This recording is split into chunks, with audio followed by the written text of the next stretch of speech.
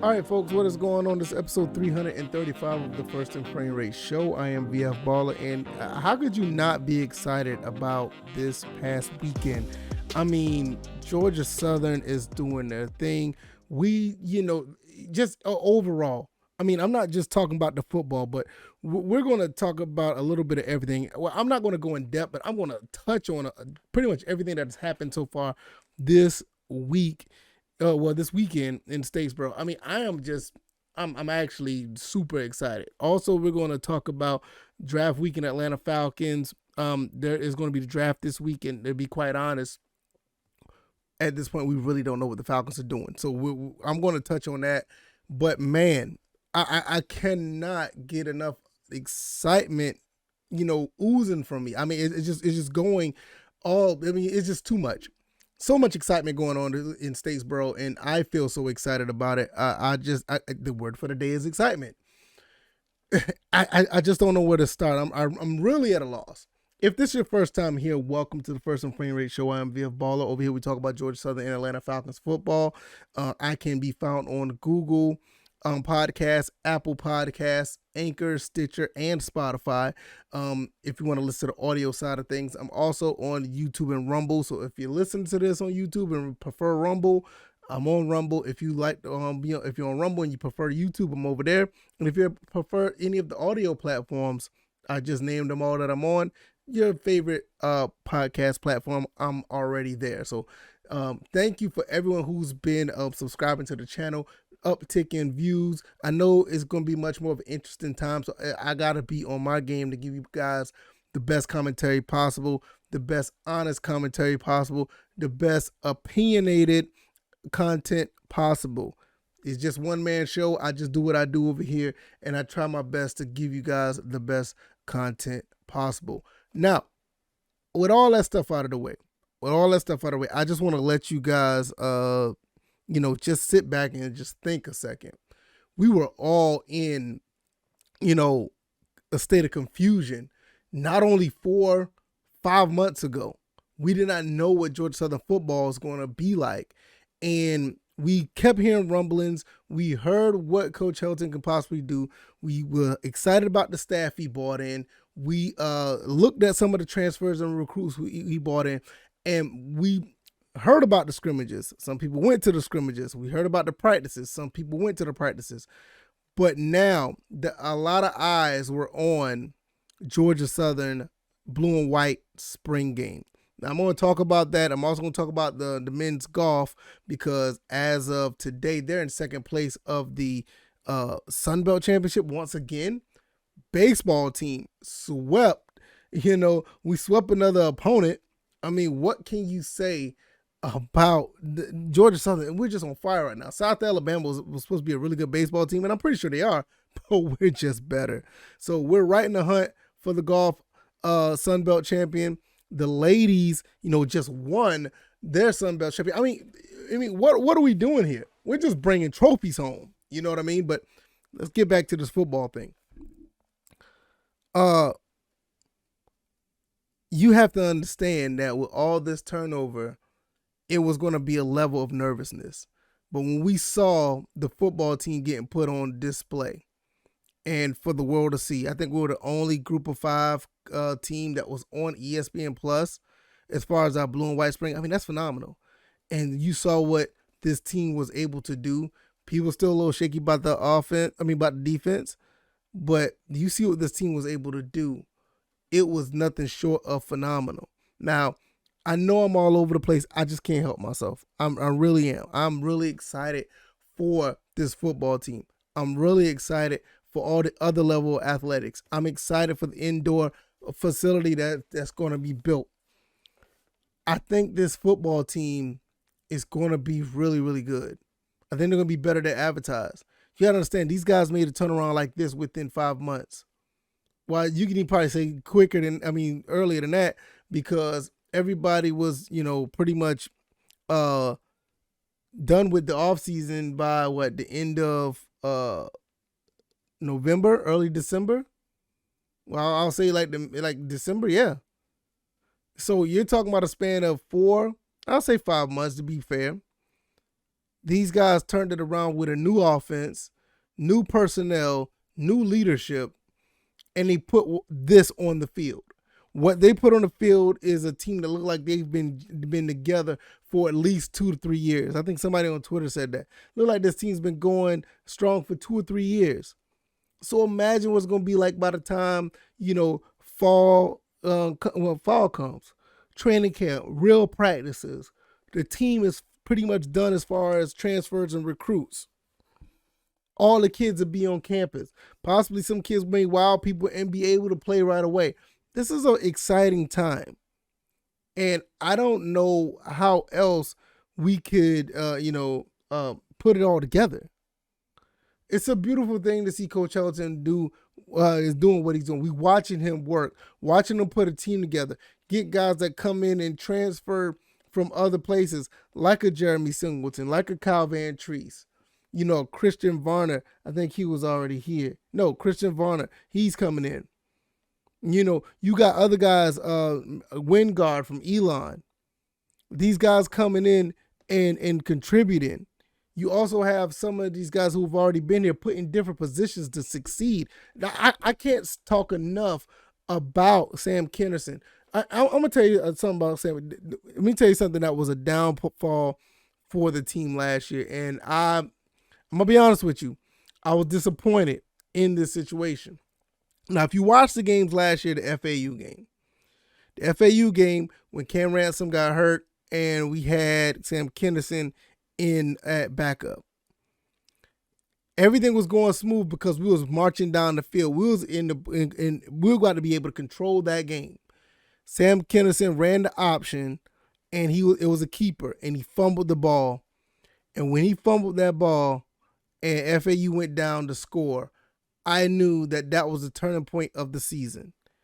That I kind of figured that this is where everything is going to start falling apart. Now, I did think that if Kevin Whitley was able to get a win against South Alabama on that Thursday night, that could have saved the season. But I knew that when Sam Kinnerson fumbled the ball against FAU, I knew something was. I knew the season was going to go in a downward spiral. That was my gut feeling. I really didn't want to talk about it at the point, but I knew that was the case. But when you turn around and watch Sam Kinnerson, develop as a wide receiver and do what he did in the spring game is nothing short of phenomenal. I said this in the recap. This is what making, good players, average players into good players. Now, I'm not saying that he's an average player, but for him to transition from quarterback, which I'm pretty sure that he was a pretty decent quarterback, to wide receiver, is going to diminish his talents a little bit because he has to learn. It's not just the physical or the talent, it's mental. You have to learn how to run those routes. You have to learn how to you got to learn what ball placement is to catch the ball. I mean, you have to learn all of this. The ability to do it is just what your God-given talents give you. But you just have to have the mentality to go out there and change your football acumen to do what he done. So for him to elevate to somebody that we probably thought that could have been an average wide receiver because he was playing at quarterback, to jump to somebody that looked like he's going to be a dangerous piece for our offense going forward is nothing short of phenomenal. I mean, Kyle Van Treese looked like he's going to have a field day throwing to a guy like Sam Kinnerson, a guy like Jeremy Singleton, Amari Jones, J.J. McCaffrey when he gets on the field. You got other guys who are coming in that are right now still in high school that is going to be here. Tight ends that can actually catch the ball. I mean, when you look at all of this, and I knew these other guys had the talent, and I didn't even talk about Durham Burgess. I haven't even talked about Durham Burgess yet. But when you talk about all these guys who have talent and all these guys who are able to do something, I look at the progression of Sam Kinnerson, and he, to me, as of right now, I can't say it because I don't know for sure because I haven't watched everybody, but he's clearly the most improved guy this offseason. He's clearly the most improved guy. And then to me right now, that's not up for debate. We'll find out once, we see the progression of the players. The first game against Morgan State, we'll find out. But right now, there's no question. No question. And I love what I saw from him. So I know I just went on in the last 2-minute rant on Sam Kinison, but I love what I saw.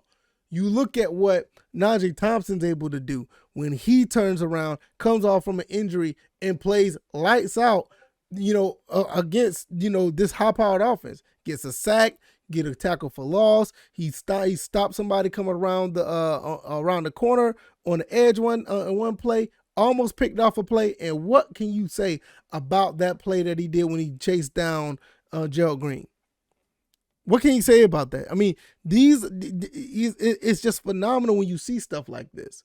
So all in all, what this team is made of right now, and we're just scratching the surface. I want you to understand, we're just scratching the surface of this team.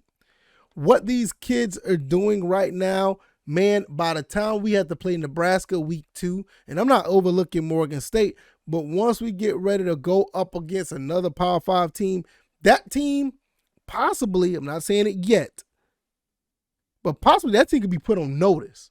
That it's possible that we can go up there and smack that team in the mouth. Because I haven't heard not too many good things from Nebraska in some years.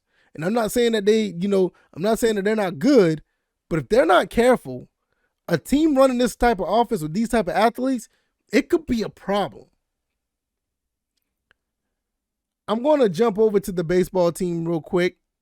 These guys over here just swept South Alabama. The RPI is very high. Look like they could be hosting some games in the regionals. I'm just starting to follow this team. God, please forgive me. I don't know the names of these baseball players. The guys in the Discord, shout out to the guys in the Discord. Follow us, or I ain't gonna say follow. Come join the Discord. The link is down in the description. We're talking about Georgia Southern and everything under that umbrella when it comes there. We do have a little bit of Falcons talk. If you're watching the screen, I'm wearing a Falcons hat right now. We do have a little bit of Falcons talk, and we have another area in the Discord where we talk about recruiting in all other sports. In that, so it's just an area where Georgia Southern fans can branch out and talk about other sports. So this is where we're at right now. Discord, link is in the description. But those guys are showing me who these guys are, what these guys are about, and why I should watch Georgia Southern baseball. And I'm watching it, and I'm like, whoa, these comeback victories, finding a way to hold on to leads, late in the game, pulling away. I mean, what more could you ask for a baseball team like this? I mean, I'm loving every bit of it. Sitting back, watching, and I watch it, have it on the TV in the background. Well, TV over here in the background. And all of a sudden I look up, 7th inning, we're up 5-2, 7-2. And I'm like, look, whoa, wait, what? It was a close game a few minutes ago. I can't wait to see what these guys do later on. I mean, they look like they're primed and they look like they're ready to play up against anybody. And they might be one of the most dangerous teams right now in all of college baseball. I don't want to go too further with that because I don't know them like that.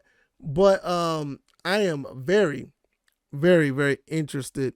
And I'm going to be talking about them more as the season goes on. So shout out to the Georgia Southern baseball team. That just phenomenal play out there.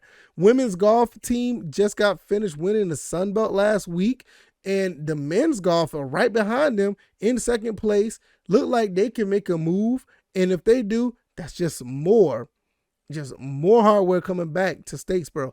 I can't talk about this enough. You're looking at the women's golf team. You're looking at the cheerleaders. They just got finished winning the national championship. These guys, this golf team, look like they're ready to go. The tennis team, I was notified that the tennis team won last year. The women's tennis. Man, we are out here doing big things in all of college sports. You cannot deny that this is a winning culture. And this goes all the way back to where if the men's bring on the hardware, even if they don't, we need to start making some things happen. Because even with the baseball team is doing good. We need to start making things happen in football and in basketball. Now, I know basketball is really shaky. The women's basketball team is looking good. I love what they're doing over there. And coach over there, she's doing a phenomenal job. And she's just bringing, so much she's bringing an identity that is so infectious. And you just can't help but to love what the Lady Eagles are doing. in baseball. I mean, not baseball. I'm sorry. I haven't followed the softball team, but what they've done in basketball. I mean, we got a few recruits that just came in that's going to be joining the Lady Eagles. I mean, I can't wait till next season. The boys, the men's basketball, they got a little bit of ways to go, a few up and downs. So we're going to continue to monitor them as well. Brian Berg should be more than capable of winning games here in Statesboro, and we need to turn that around. But when you look at all this other hardware that is coming to Statesboro, these teams need to start stepping the game up, and I prefer the football team. That's why I say 8 wins going into this season. And after watching what I saw on in the spring game, I'm on board. I can't see how we not win 8 games. So look, winning is infectious. It just happens. When one team win, all the other ones tend to just follow suit. You seen what happened up there in Atlanta. The Braves, they win the World Series, turn right back around. Those stinky Georgia Bulldogs end up winning the national title.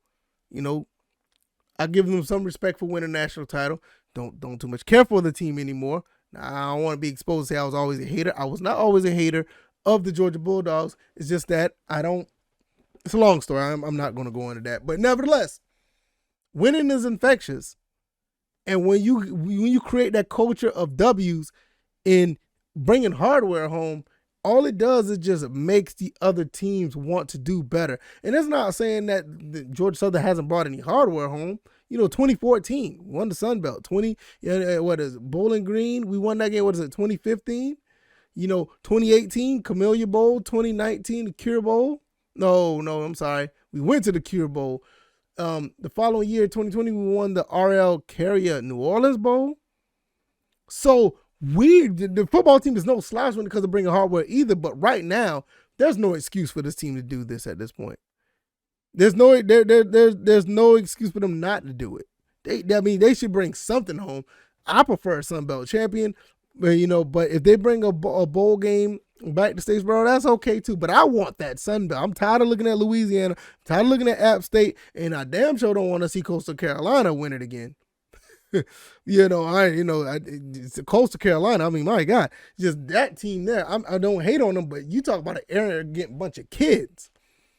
Ugh.